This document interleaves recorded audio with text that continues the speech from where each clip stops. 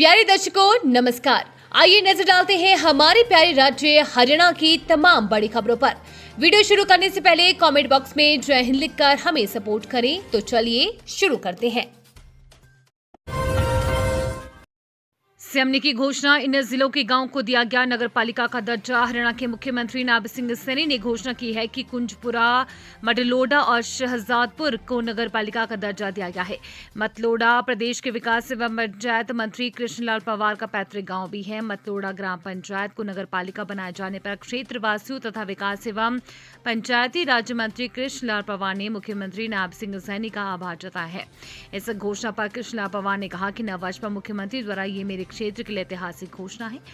मंत्री कृष्णा पंवार ने कहा कि मतलोडा को नगरपालिका का दर्जा मिलने से क्षेत्र में सुनियोजित शहरी विकास को बढ़ावा मिलेगा तथा बुनियादी ढांचे को मजबूती मिलेगी।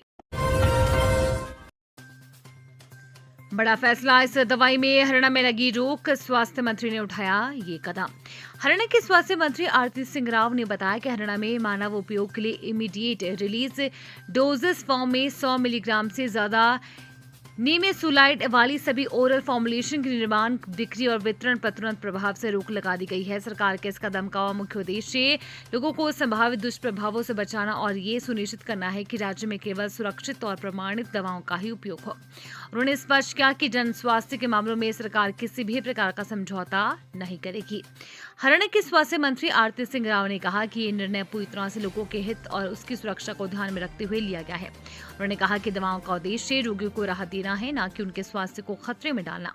जब वैज्ञानिक साक्ष्य किसी दवा से जोखिम की ओर संकेत करते हैं और सुरक्षित विकल्प मौजूद हो तो सरकार का कर्तव्य है कि वो जनहित में ठोस निर्णय ले। किसान की होगी यूनिक आईडी, अब हर सरकारी योजना का मिलेगा लाभ। केंद्र सरकार के डिजिटल एग्रीकल्चर मिशन के तहत जिन किसानों के नाम पर खेती की जमीन है उनकी विशिष्ट पहचान बनाई जाएगी। इसके लिए एग्रीस्टेक पोर्टल पर पंजीकरण की प्रक्रिया शुरू कर दी गई है। कृषि विभाग और अटल सेवा केंद्रों पर किसानों का पंजीकरण शुरू कर दिया गया है। आईडी के जरिए प्रधानमंत्री किसान सम्मान निधि, मेरी फसल मेरा ब्यौरा, कृषि यंत्रों पर सब्सिडी, फसल अवशेष प्रबंधन, प्रधानमंत्री फसल बीमा और राजस्व विभाग की क्षतिपूर्ति जैसी योजनाओं का लाभ सीधे किसानों तक पहुंचेगा। जिसकी आईडी नहीं बनेगी उनको योजनाओं का लाभ नहीं मिलेगा। सोनीपत के कृषि उप निदेशक डॉक्टर पवन शर्मा ने बताया कि पहले इस परियोजना को पायलट प्रोजेक्ट के तौर पर हर तहसील के केवल 2-2 गांव में शुरू किया गया था, लेकिन अब इसकी सफलता को देखते हुए हर जिले के सभी गांवों में इसको शामिल कर लिया गया है। अब ज्यादा नंबर लाने वाले बच्चे दिलाएंगे अपनी माताओं को पैसे, नए साल पर सैनी सरकार की बड़ी सौगात।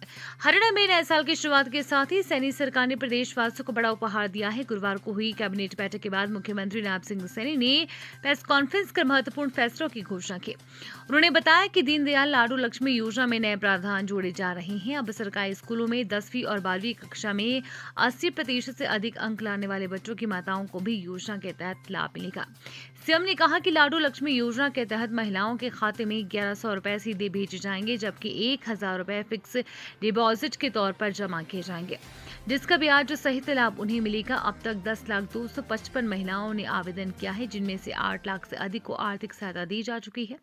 साथ ही गर्भवती महिलाओं का अनिवार्य रूप से रजिस्ट्रेशन भी किया जाएगा। कॉन्ट्रैक्ट परिवहन विभाग के ड्राइवरों को राहत देते हुए सरकार ने 2002 से नियुक्त 337 ड्राइवरों को क्वालिफाइंग सर्विस और पुरानी पेंशन का लाभ देने का निर्णय लिया।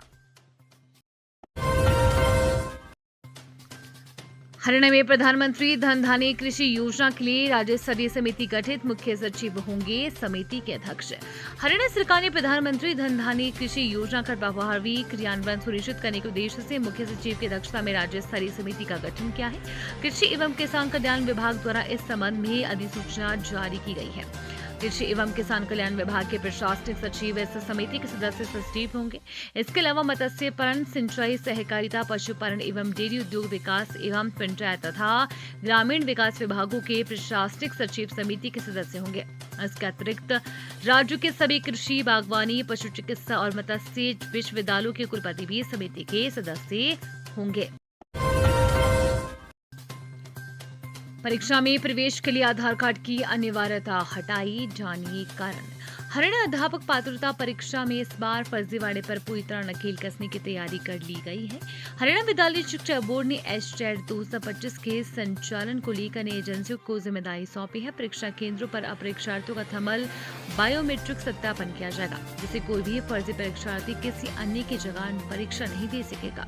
भले ही परीक्षा में प्रवेश के लिए आधार कार्ड की अनिवार्यता हटा दी गई है, लेकिन परीक्षा केंद्र के अंदर थर्मल बायोमेट्रिक सत्यापन पूरी तरह आधार बेस्ड हो रहेगा।